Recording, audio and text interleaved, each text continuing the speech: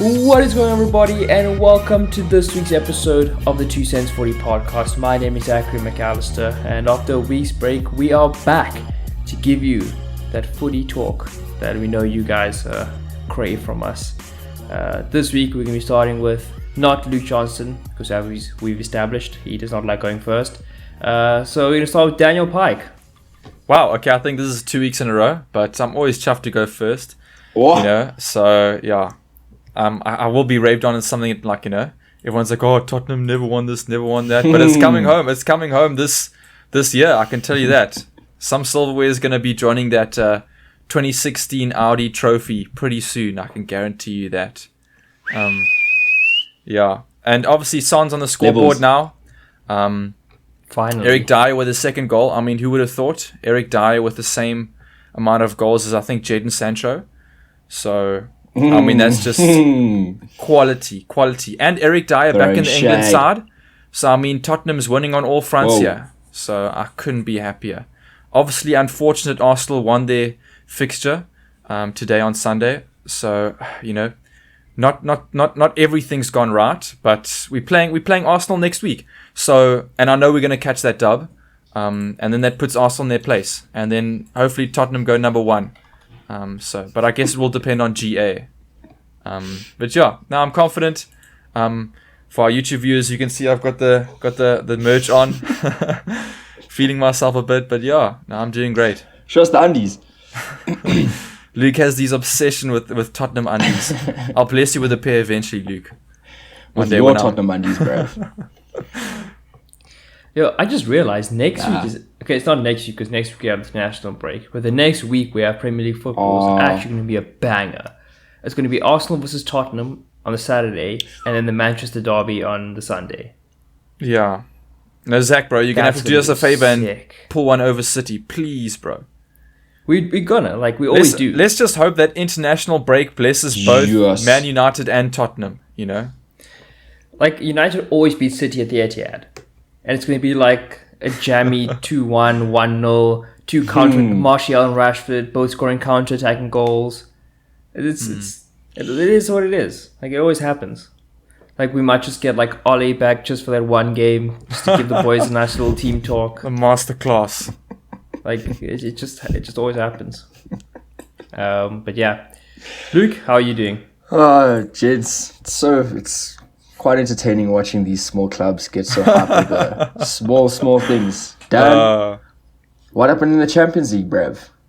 My man conveniently skipped over that and spoke about the win over... We'll get to that. We'll get to that. Yeah, we'll get to that. But yeah, we'll lost the Champions League, but we'll chat about beating bottom of the league worst in the last 20 years, Leicester side, with one good player. And yeah... Then Zach talking about the winning against City, who eventually go on and then win the league, and then compete in the Champions League. But yeah, I think Zach, you had a bit of week in. Who've Real Madrid played? Huh? Who've Real Madrid played this season that actually? Guys, come on, guys. We like, did. You can't be flexing. I can't even. I can't. Unbeaten season. We've won every game. Who have you played? Yeah, Luke, you've played a whole bunch of Leicester City teams. I'd argue lower than Leicester City. Tranquilo, James. Tranquilo. Let's put some respect on the name. It's beating championship-esque teams there. We played RB Leipzig, who just sacked their manager. With Prime, what's this guy's name? Prime Kunku and Prime Werner. Like, we got to keep a clean sheet in that one. Of course, we did in the Champions League, Jen. So that means we like 2 for 2. Cleaned up on the weekend. I don't even know who we played. It doesn't even matter. Let's see. I think you're still playing on Sunday. We're playing tonight. We've got the derby tonight, which is going to be quite big. But this weekend in La Liga, who did we play, guys? We played Mallorca. Okay, fair enough. Not the greatest team. I was about to say, that's a household name in the footballing world. Guys, relax. It's still a dub. That's still top of the league. But I'm excited for tonight. Genuinely, I think there's quite a bit of hype around this this Madrid derby for some reason. I'm just hoping Vinny scores, dances on all these O's, does the most, whatever he possibly can do. Is it home? I mean, I think that's why there's so much hype. It's away. Because Yeah. Koke came out and said like Vinny shouldn't be dancing and stuff. So there's some beef. So I'm between the looking two forward to teams. it, bro. If my boy Vinny can score at the Wonder and he can dunk on all the racismos in Spain and any of them, I think that's going to be quite a statement piece. So yeah, it'll be quite entertaining. I think I don't know, Madrid, like on paper we've been good. We've literally won all of our games, but it's still like we're still second half FC guys. Like first half is just not a vibe, First and then half second was- half in the last from when it's above 70 minutes, someone just clicks and then O start going ham. So I can feel like, that's probably going to catch up to us at some stage of the season, with this Zach's prophecy of Barca doing the most, which at this stage is still true. But yeah, otherwise, going to be on holiday next week, so going to watch all the international break. Guys, you see, I can't catch a break. I have holiday and then I've got internet. I'm going to watch Moldova. I'll watch everything, gents. I'll watch Moldova. I will watch Andorra. I will watch Peru. What's even happening next week? It's like friendlies. Like Oak's just prepping for the World Cup. That's even worse. It's not even competitive, gents. And watch but it's South fun. America is going to make it compulsory. Like Argentina is going to be like compulsory. We need Romero. We need all these, South America is going to be making it compulsory. That's vibes. And then everyone's going to get back late for training, and then we're going to miss our players again. Happens all the time. That's fine, bro. I need to watch some quality players next week. I can't just be chilling. Mm-hmm. But yeah, otherwise we're good. We'll see next week after the game. Speaking of quality players, though, on this week's episode, we're going to be doing some start, bench, sell. So if you haven't heard of this concept, basically we give 3 players, and then we have to say whether we would start that player, which player we would start, which player we would bench, and which player we would sell. So basically we're ranking the players in order from best to worst, essentially. So, yeah, I think I've got 10 players here, so hopefully we can sort of just give our quick snapshot opinions. It's 10 divisible by 3, Zach. I don't think so. What's going on 10 here? options. 10 Oh, options. wow, okay. 10 options, yeah. Look, I'm an economics student, not a math student. Or a math student. Yeah, we have residuals. So when the maths doesn't match up, we just throw in a residual and then make it match up. Zach, I honestly don't even know what that is, man. Facts. Yeah, it's Just trust like it, bro. Just trust whenever the it. numbers don't add up, you just add that number in to make it add up. I see. Stonks, That- bro. Stonks. Stonks. That's how maths and economics works. But anyway, dubs. yeah. So I've got 10. Sounds like that's some Barca maths right there, bro. That's some Barca finance. so Zach's going that's to be what we hard get about taught. Barca soon with things those maths. things bro. are not adding up, but we'll just add it somewhere else and make it add up somewhere. We'll make it work. Just throw in an extra Griezmann substitute clause in his contract, and everything will be fine. They're like, oh my gosh, the wages exceed the limit. Residual. This random residual from this advertising company is going to give us the money we Stonks. need. This 12 million This is Griezmann Barca. deal is just gonna 2 billion in debt. Whoa. Oh, Yeah. But yeah, so that's what we're going to be doing, at least to open up this episode. So if you guys are ready, I think we can get straight into it. Let's go. just get it. So I thought we'd start off with a bang, just get the viewers in motion with what we're going to be doing. So the first 3 players, start, bench, sell. Erling Haaland, Kylian Mbappe, and Karim Benzema. Yo, Luke, who we selling? That's Okay, that's like the question. are we doing all time or like this season currently? So let me actually preface this. That's a good point, Luke. So the first few guys are going to be right now. So at this very moment. okay. And then we're going to do like in their prime later. But okay, so obviously Benzema's injured now, so we're not going to factor that in. But There we go, yeah. like right now, pretty much, excluding injuries, who would you take?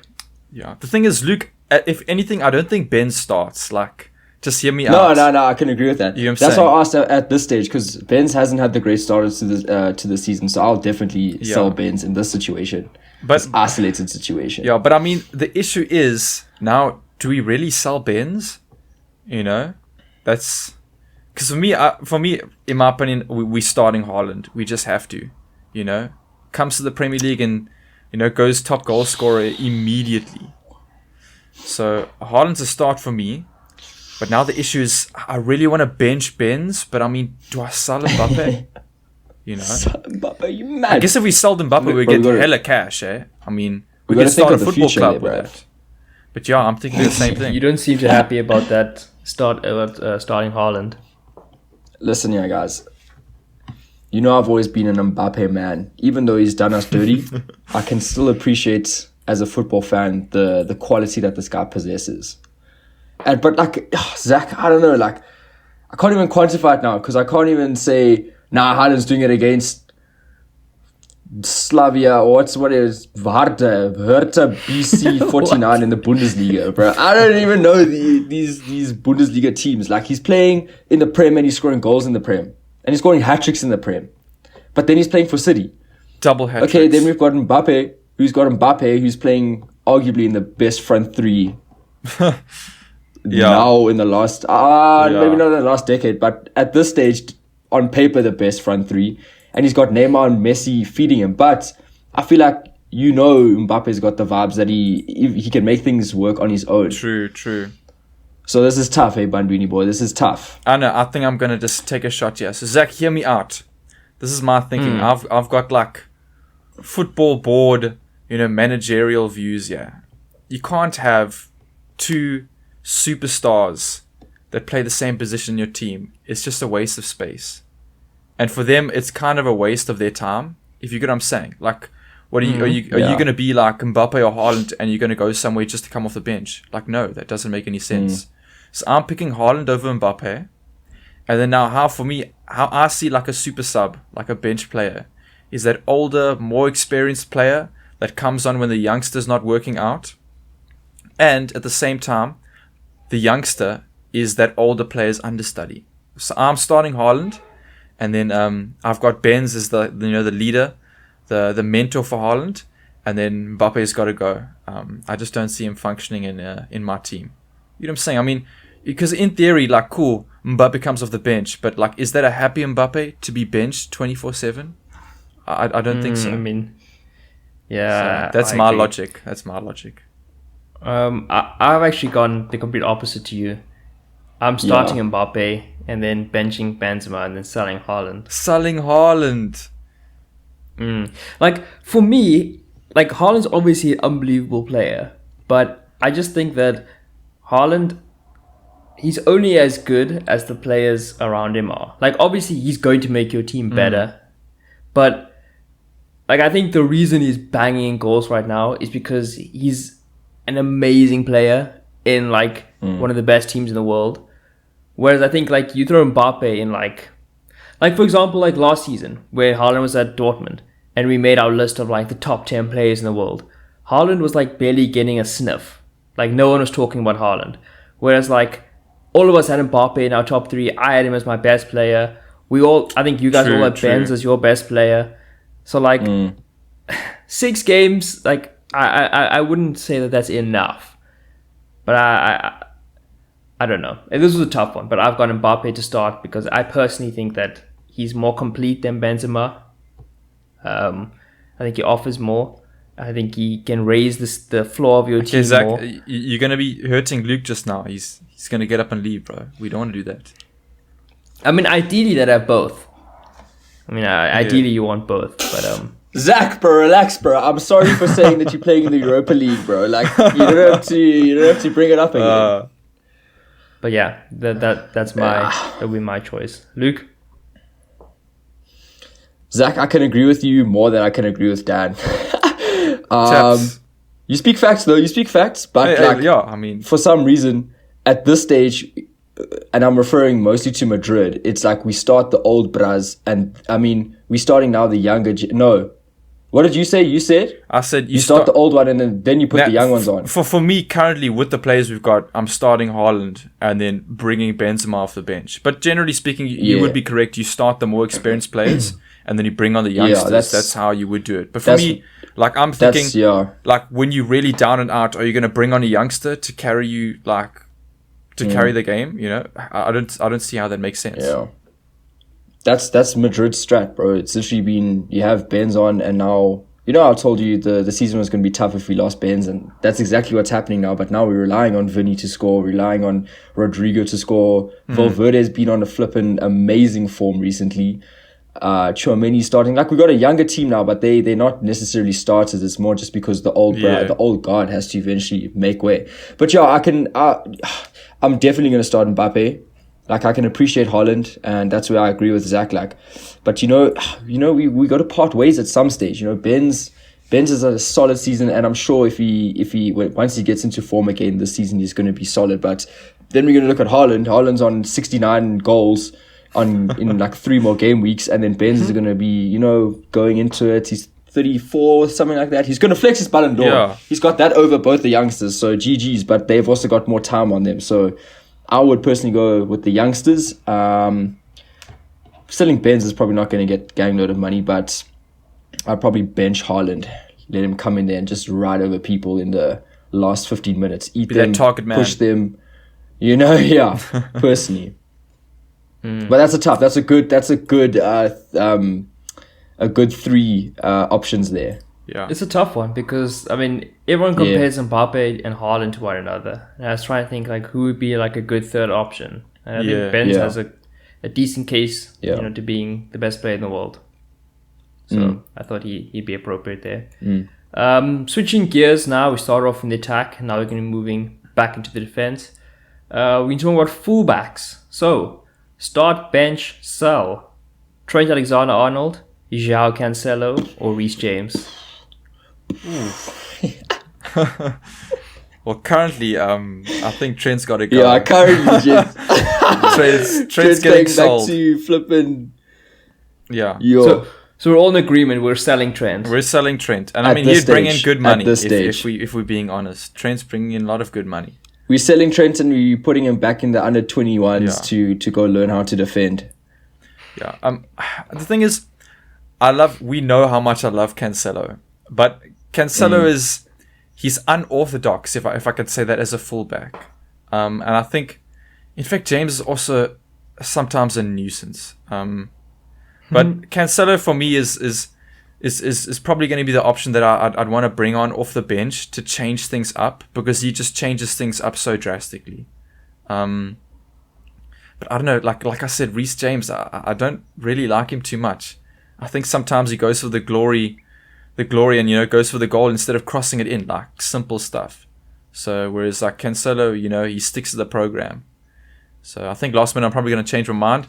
We're starting Cancelo, and then Reece James comes off the bench. But Trent, in the form that he is, we getting money and we going. Trent needs to get arrested. Yeah. Trent needs to get arrested.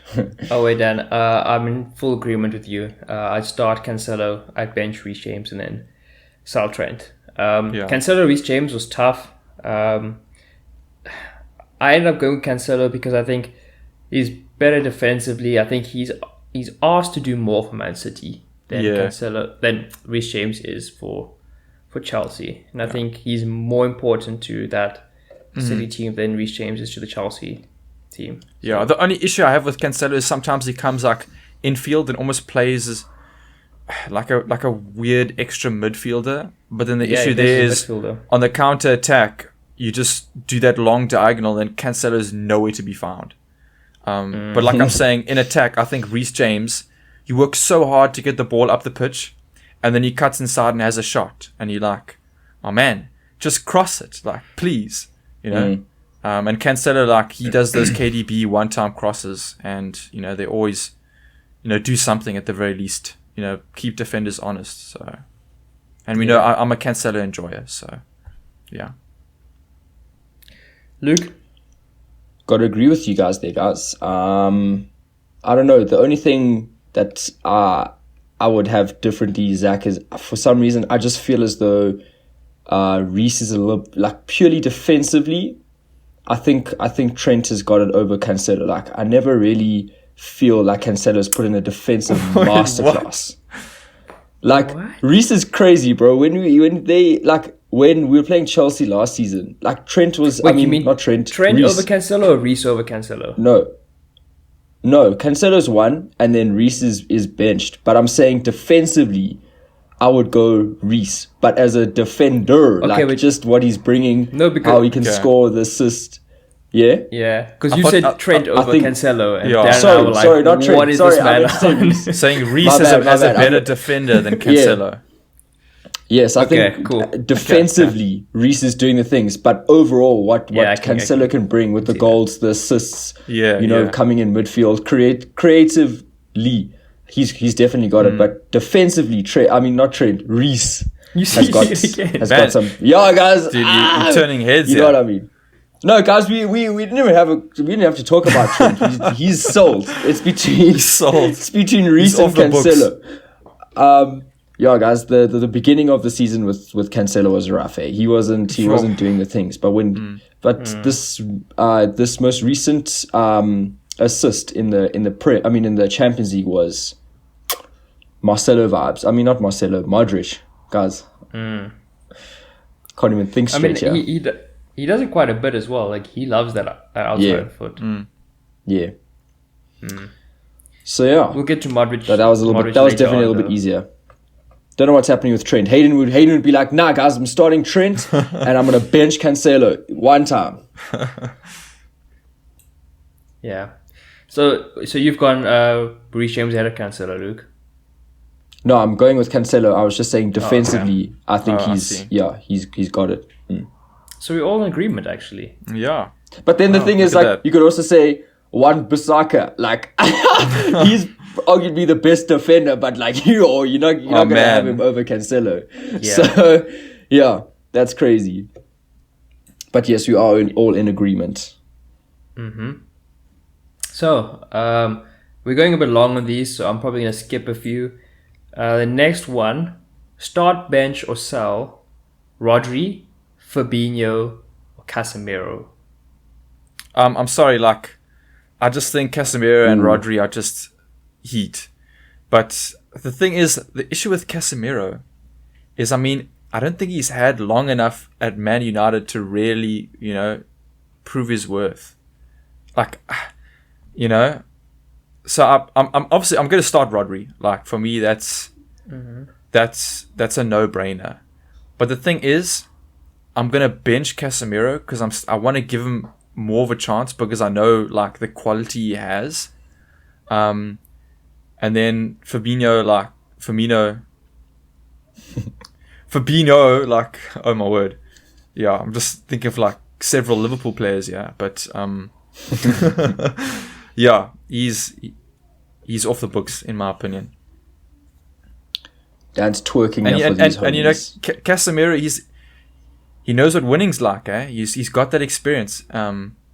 So I mean, and like I always say, I always like to have that mentor in the side that can, you know, help some understudies and grow the team over the years. Don't know, bruv. Mine's a little bit different. I would definitely start. Okay, we obviously you're going with CDMs, Yeah. and I don't know. I think they each have their little thing to them. I don't really know too much what's going to separate Fabinho, but Rodri's definitely got that more creative streak to him. But if we're going CDM for the sake of being a CDM, for me it's got to be Casemiro starting, and then Fabinho. Like, he's underrated. I think Fabinho's underrated. You're selling He's Rodri. so solid there in Let's the get that midfield. straight. Let's get that straight, yeah. I'm You're selling selling Rodri. Rodri, bro. At Zach, this are stage, you I'm hearing selling this? Rodri, bro. Like, he's there, but he's like, you know. Yeah. I'm selling Rodri, and I'm starting Casemiro. Yes, Zach. It was like a few episodes ago that you and I were simping over Rodri. I can't believe it. Rodri's probably He's not bad, the bro. player I've done the biggest 180 on. Like, before last Zach, season, have you I also used to think Rodri turned was- against me? Yeah. No, before last season, other I way. thought Rodri was Yeah. the most overrated player in the Oh, world. okay. Like, I thought that man did nothing but just, like, play sideways passes the whole game, zero defensive effort, like, not providing anything going forward. It's just making sideways passes and letting De Bruyne and David Silva and those guys do everything. But, like, last season, he really proved me wrong. So I'm fully on the Rodri bandwagon. So, wait, Luke, you went Fabinho, Casemiro, Rodri, right? I think when Casemiro No, I'm starting Casemiro, I'm then starting Fabinho. Casemiro, benching Fabinho, and I'm Fabinho. selling Rodri. Dan, you went? Rodri. I went Rodri, Fabinho, and Casemiro. Sorry. Rodri, Casemiro, and we're selling Fabinho. Okay, I'm going Rodri, Fabinho, and then selling Casemiro. Selling Casemiro, no. Yeah, so that is like... That You're is gonna hold stark this contrast, when you go yeah. when this guy keeps a clean sheet in the Manchester derby and he scores bangers with the headers and you're preventing Holland from coming straight to De Gea. You're gonna be like, nah, this guy's world class, bro. We needed the CDM in him, and he's amazing. But that's the thing, is like he's actually elite defensively. Like he's probably out of these three the best defender. But I just think in terms of everything else, like I think Fabinho and Rodri are better. Like in terms of being on the ball, I think Casemiro can sometimes get dragged out of position. Like I've noticed, like just in a few games with United, like he's so like active and so wanting to get to the ball that he kind of just loses position, and that exposes United sometimes. But yeah, I still think he's a quality player. Like he's still probably world class. Yeah, All of these, probably world class. But yeah, I think Rodri and Fabinho just offer more than Casemiro. I think Rodri's probably the best DM in the world. Hey. Like he probably is. Like the dude just makes that City team tick. Like the way they've just seamlessly gone from Fernandinho to Rodri, and no one's even like batted an eye. I think that's I definitely have been underrating him for the past few years. And then the last selection in terms of players we're looking at right now. This one, I'm interested to hear Dan's opinion on it. Start, bench, sell, Foden, Saka, Kulusevski. Saka's gone. I'm sorry. He's got less goals than Eric Dyer. He's got less goals knew than it. Pierre-Emile Højbjerg. Yes. He's gone. He's washed. He's finished. I just only hope and pray that my man turns on for the World Cup. That's the only time I'll ever, like vaguely consider an Arsenal player like a human being. That's the only time I consider anyone associated with the arse. But yeah, no, Saka's gone. End of discussion. If you have anything else to say, you're on one. But yeah, That's exactly what I wanted, Dan. That's why I included this option. yeah. So who are you starting? Who am I That was a starting? bit of a Hayden answer. Man, thing is, I love Kulusevski, especially currently. My man is, bro, he's like otherworldly. He is just sensational. And I think I'm gonna back him. I love Phil Foden. I think he's such a promising player, not only for City but for England. But Kulusevski, what he's done recently, even if we're looking at the back end of last season, he just came to England, just started with a running start. Like, you can't deny it. My man, I think, had like one of the top goal contributions, since January. It was absolutely ridiculous. As a new player, kind of not really knowing anyone, having like no experience living in England. I think he speaks decent English, but I mean, we know how struggled it is for international players to come and just start having to communicate in English. So I think Kulusevski's a baller, like a baller amongst ballers. So I've got to put him there. And then Phil Foden, the Kevin De Bruyne understudy. I think he's got loads of potential, like I said beforehand, and he at least deserves a spot on the bench. Interesting. Luke? You guys know how I feel about Foden, so he's not going anywhere. Kulusevski vibes. He's done a lot in the time he's been there, but not gonna cut it for me, bruv. So Foden starting, Kulu benching, and right now. But Saka's under G's doing the most for Arsenal, who are in the form of their life. I'm sort of saying, look how many goals Arsenal are scoring, and how many goals Saka scored. He scored 1, and Arsenal haven't lost a game. But again, we can't only just like rate him on how many goals he's scoring. Exactly, and I don't know how Purely. like the team he's playing in, like playing full games in starting is scoring a whole bunch of goals.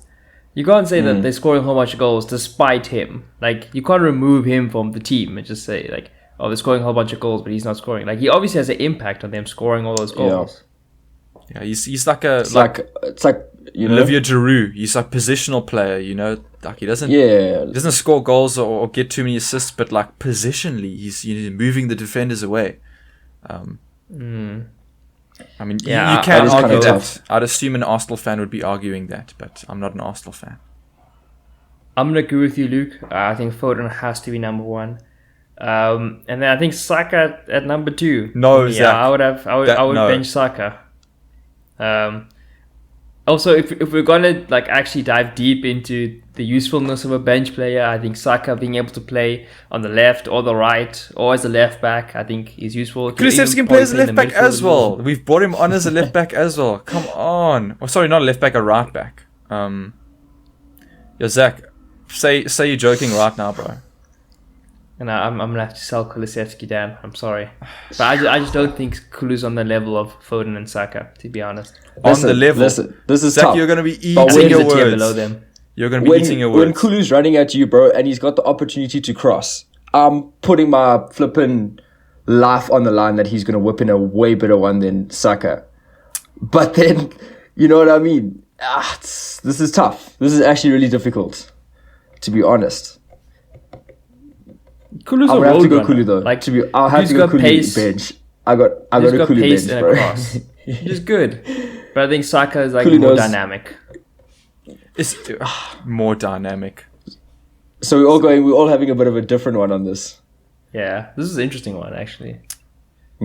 That's a good. That means it's quite a good option here that you've got going. And then now we're gonna move on to the in their prime section. So, Luke, I don't know how much of an impact you're gonna have on this one, In their prime. but let's move. So the first one we have, again, I'm interested to hear Dan's opinion on this. Start bench sell Kane, Suarez, Lewandowski. Remember, this is in their prime. Come on, lads. My man. man. Yo. Zach, bro. Starting Suarez in his prime is a non-negotiable, guys. You know this guy was chowing people, literally, figuratively. Literally, figuratively. In the prime of Ronaldo and Messi, personally, it's got to be Suarez, and then Kane, Lua. I think that's going to be the deciding factor. Homie's doing the most for one club in the Prem. Louis doing the most and he's doing it for Barca. So I mean, there's a point to be made there, but it's probably got to be Louis second, and then selling Kane, bro. Zach, it's got to be said. You've really shot me in the foot. You paid him at his own game here, bro. Because I mean, we've just had a discussion about like, versatile. What the hell's that? Because I mean, my argument with Kane would always be that he can do everything. That he's like honestly he's changed the role of a striker in modern football. You know, everyone used to be like, okay, the striker just chills in the 16-yard box, you swing it across, and then he headers it in. Like that was the function of a striker. But now with Harry Kane and how he plays, you're starting to see more and more strikers come into the midfield and then act as like a cam. So yeah, such a hard decision. It's just your emotions holding you back, bro. It's just your emotions. I'm gonna agree with you there, Luke. By the way, yeah, I think Suarez, Suarez in his prime was unreal. Like that dude would have probably won a Ballon d'Or had it not been for Messi or Ronaldo. Yeah, I mean the thing is, I'm gonna agree with you guys. And I'm now he's gutted. The thing is, I really back your boy, Dan. Back your boy. I really want to sell Lua, and you guys are gonna eat me up about this. So I'm gonna start Suarez, and please understand that's already like a huge deal for me to bench Kane.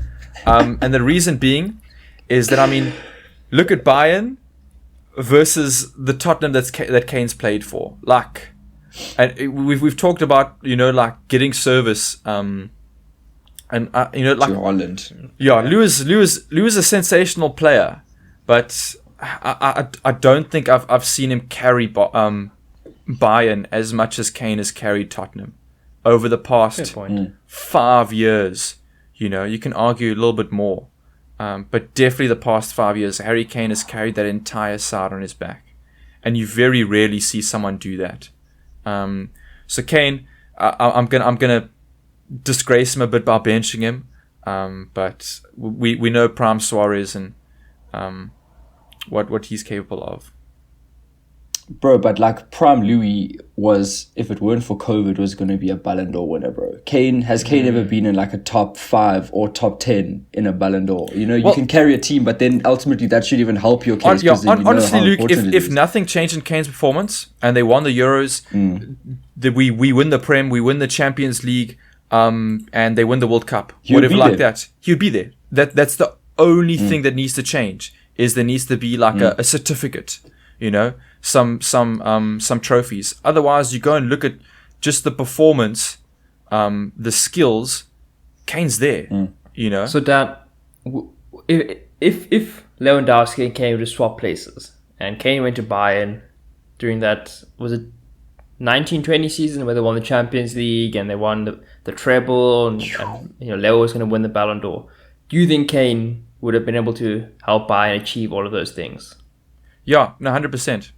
100%. I think I honestly think if you put Lewandowski, I'm gonna like make the thumbnail, but if you put Lewandowski in Kane's situation, I think Tottenham take the fattest L that they'd like go down, like stay in the Conference League for like 2-3 years. Like that's my honest opinion. You got a point, bro. Because a point. Tottenham, when we saw Tottenham struggling, the ball's in their half. And does Lewandowski come back into their defensive half and then look for some, first time crosses to wingers? Like, no, he doesn't do that. You know what I'm saying? Kane is arguably Lewandowski and Kevin De Bruyne in one player. Like, yeah, that's my opinion on it. So you have some good points there, bro. But I think in their prime, even if that was like that season that they just absolutely popped off, Louis surely has to take it. By all metrics. Yeah, I'm gonna have to end the discussion on this one because we have 2 more options left. So the penultimate option: start bench style, Salah, Hazard, and Son in their prime. Start bench style. Sure. Why are you always putting a Tottenham player in here? Why are you always giving me these London clubs to like? Are you really gonna make me choose a Chelsea player over a Tottenham player, Zach?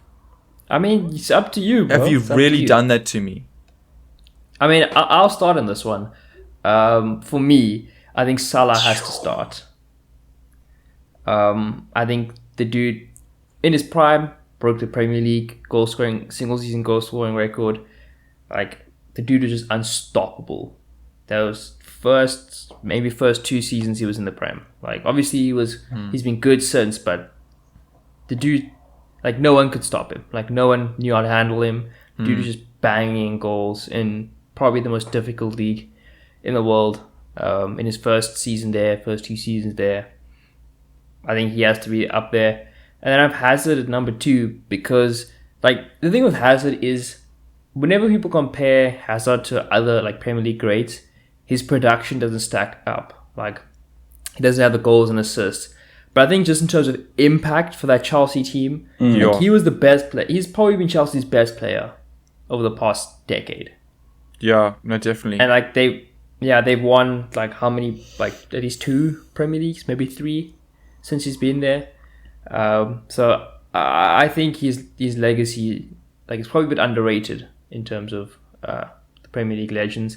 And then Son's been consistent throughout his whole time in the Premier League, and he did pop off last season, but I just don't think that, like, the heights he reached, I don't think were as high as Salah and Hazard for me, although he might probably be more consistent. The thing is, for me, Son's kind of peaking now.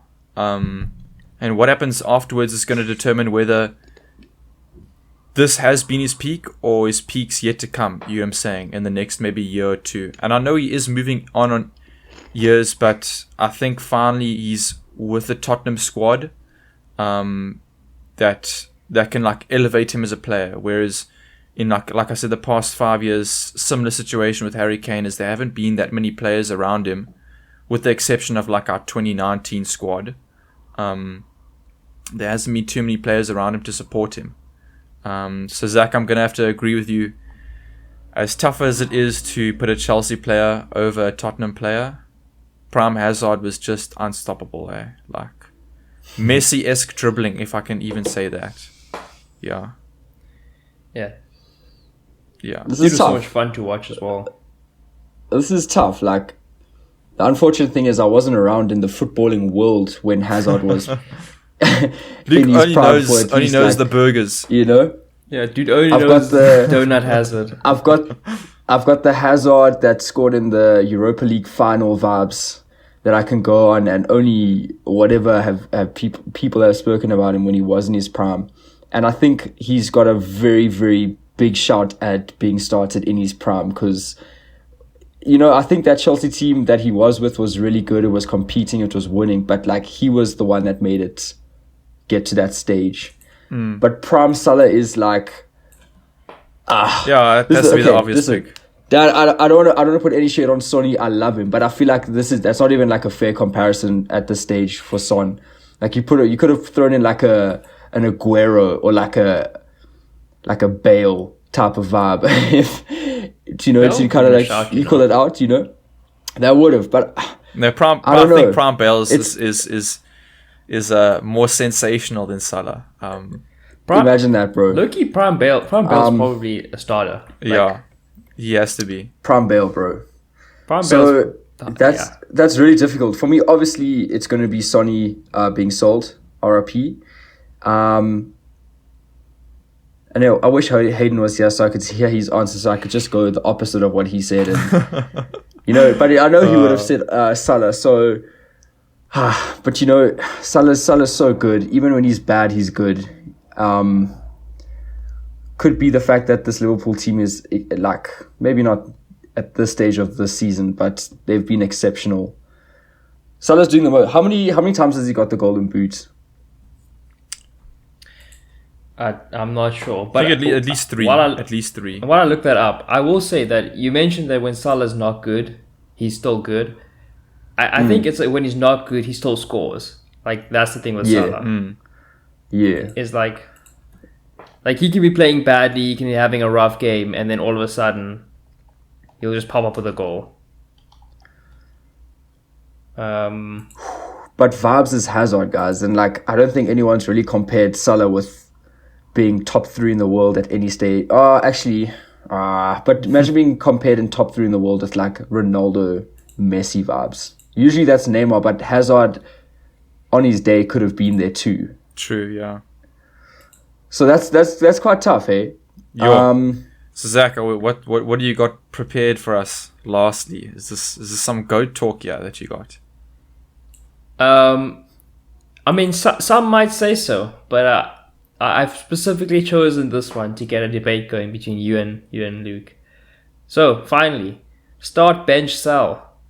Kevin De Bruyne, Luka Modric, and Christian Eriksen Yo. in their prime.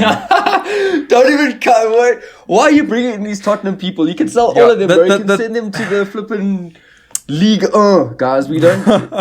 Kane was the only one that you could have a decent conversation about. Yeah. The thing is, Zach. honestly, right Like now. I love Eriksen. Everyone on the podcast knows I love Eriksen. He's like one of the reasons why I try and play creatively when I'm playing football. But I'm not going to fall into the trap of you trying to make me argue that Prime Eriksen is better than Prime De Bruyne or Prime Modric.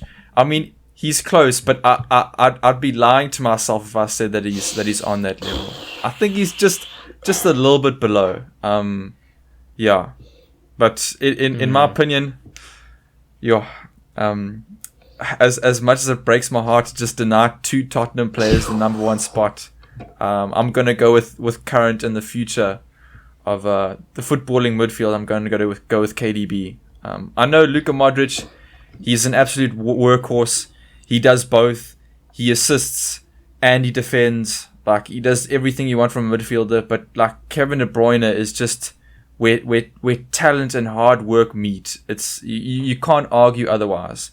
You know, Modric, like, obviously the talent's there and the hard work's there, but the things that Kevin De Bruyne does on a weekly basis and what he's doing currently now just gives you like so much excitement for where football's going to go. So and Luka Modric, as great, you know, as he is and was, and especially in his prime, I mean, it's nostalgic just to think about those days. What could have been as a Tottenham player. But yeah, that's my thing. We're starting KDB, we're benching Luka Modric, and we're unfortunately selling Christian Eriksen. Yeah. This is a horrible, horrible debate, bros, because if we're going prime Modric and prime KDB. Correct? Yep. Like, not now. Yeah.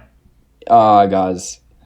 I don't want to use the Ballon d'Or as like the thing that sways it. But no, like, not even flexing, gents. But Yeah. Modric, even now in his prime, he plays such beautiful footy, guys. Like, this guy is getting standing ovations week in and week out. KDB, yes, could and probably should be getting standing ovations game in, like every week and stuff. And Modric, he is getting older. He's eventually coming to the end now, unfortunately. But even the impact that he's had on Madrid for like the longest time, actually, bro. You know that KCM has been arguably one of the best three, or the best three in history. Yeah. If you had KDB in there, great vibes. You know, it's going to be crazy. And like, no one can take this away from KDB. The man is magical. He's probably consistently been one of the best in the world. I think people just like hate to love KDB. You know what I'm saying? They don't want to say it. Like, everyone's kind of in agreement that he's really good. Whereas Modric, it's like, especially, it's nostalgic thinking back to Real Madrid and how good they were back in the day. So no one's like, oh no, Modric is overrated. You know what I'm saying? So no, 100%. But no one's even saying KDB's overrated. KDB's underrated. Modric, that's in my opinion. I think he's underappreciated. Everyone's kind of they just have him like, okay, no, he's a decent player. But like, since he plays for Man City and since they've been winning so prolifically and just robbing everyone in the Premier League of any titles whatsoever, no one really wants to talk about him. They're like, oh, it's just money. It's all the players around him, you know, blah, blah, blah. Yeah. Nah, guys, I don't know. I'm going to use my Madrid bias just to peep prime Modric over KDB. And this is tough. This is very, very tough. I think I'm going to join you, to be honest, and go Modric, De Bruyne. Yo, Zach, you're making me look like a fake Tottenham fan. Listen, Zach, before you even go ahead, bro, like this Oak, I saw this video long ago, and it was Ancelotti. This guy's been going for ages. Hey, he was like AC Milan, and he was Chelsea too, and he was like Bayern, PSG. Big teams, bro, big teams. Like with the Pirlo, Juve. I think it was even Juve, PSG, bro. He's been with the biggest names over like many decades, over lots of seasons. He's seen the best at every stage of the way. And this guy, I'll find the link and I'll send it to you, Oz. But this guy chose the midfield of like, I don't know, Zidane and Pirlo or whatever. And he was like, he had Kroos. You know, Kroos is also goated. Like, it's not even like, you know, you can put Kroos in any of these midfield things and he could be a genuine shout. But this guy chose Modric. And that's when you know, like, this guy's got some grace and some class about him. You know, and he's just lovable, man. He's lovable. My man's getting FIFA World Cup golden whatever. What did he get at the World Cup in 2018? He was like the player of the tournament, the golden ball. Like, that's amazing. And even if we can just use like Croatia, bro, what the hell? Croatia versus Belgium. Who's going to carry more? You know, Modric is like the face of Croatia. He's like, he's got it. And he's at this stage, he's almost the face of Madrid too. You know, like when you had some big names there, Ronnie, you've had flippin' Ramos, but then Modric is there and he's been there. So I think that's just got to be something that I appreciate a little bit more than something that KDB's been doing with the oil clubs. Oil clubs. Ugh. The oil clubs. Shame, only one oil club. City. Yeah. But yeah, he's also goated. At the end of his career, people are going to be like, this man Yeah. is he's done the most. He almost, I think he broke a record recently about almost the most assists in the Prem. Something. Let me fact check that. He's going to end up the best midfielder in Premier League history, I think. Yes, I can I agree think with that. by the time he leaves the Premier, we'll be like, okay, he was Yeah. the best player in Premier League history. Best midfielder, sorry, I can not best agree. player. I mean, he'll probably have shot as best player as well. But, Yeah. Yeah. Anyway, that was a pretty long episode, and I cut some players out, and we still ended up going around 50 minutes. So, if you have enjoyed and you've listened to the entire podcast, thank you. Be sure to give us a like if you're watching on YouTube. If you listen to us on a podcast platform, give us a review and a 5-star rating. And until next week, this has been the 2 Cents Footy crew of the 2 Cents Footy podcast. Have a good day.